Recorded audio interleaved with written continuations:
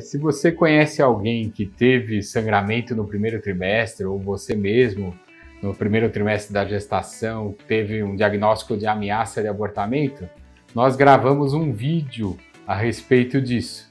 Se você tem interesse, assista o nosso vídeo completo.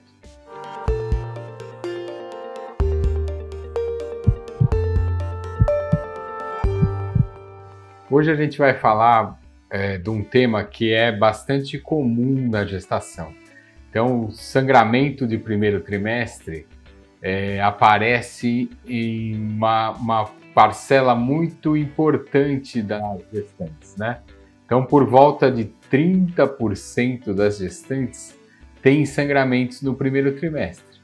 Então, tem ameaças de abortamento. Então, os abortamentos evitáveis ou as ameaças de abortamento são muito comuns. E muitas desses sangramentos não evoluem para um abortamento inevitável ou para um abortamento completo ou incompleto, que são outras classificações dos abortamentos. Então, quando a paciente tem um sangramento no primeiro trimestre, não se desespere.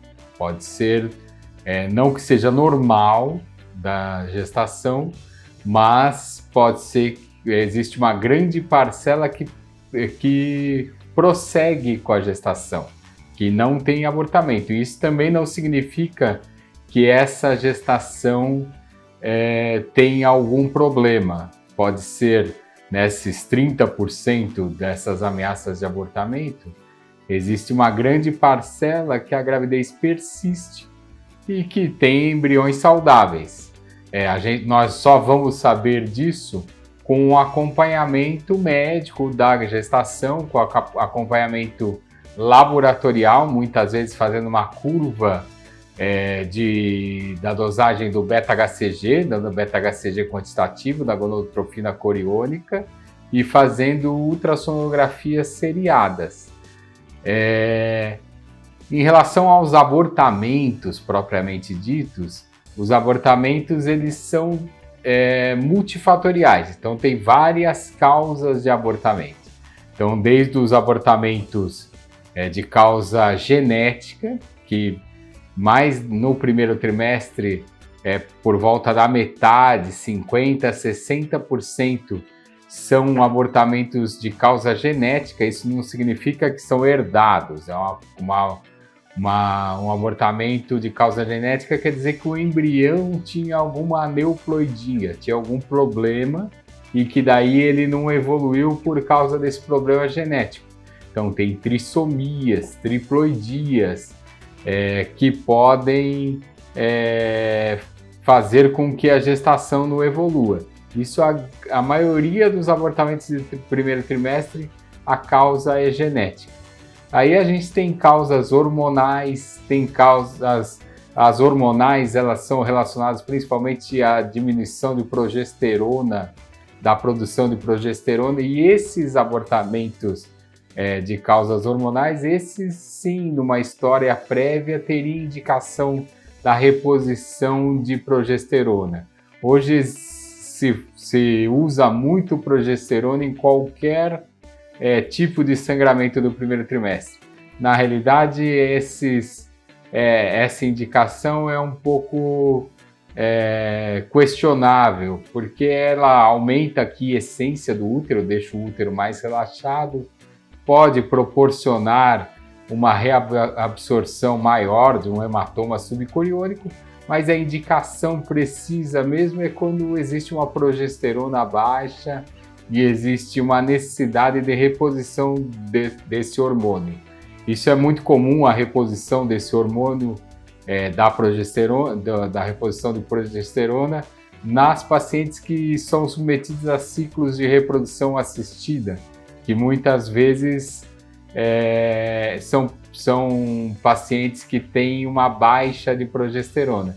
Então, todo médico de reprodução assistida mantém o uso da progesterona, a maioria das vezes por via vaginal, até por volta da 12ª semana, quando a placenta adquire o papel de produzir progesterona. Então essa é uma outra causa de abortamento, que são as causas hormonais.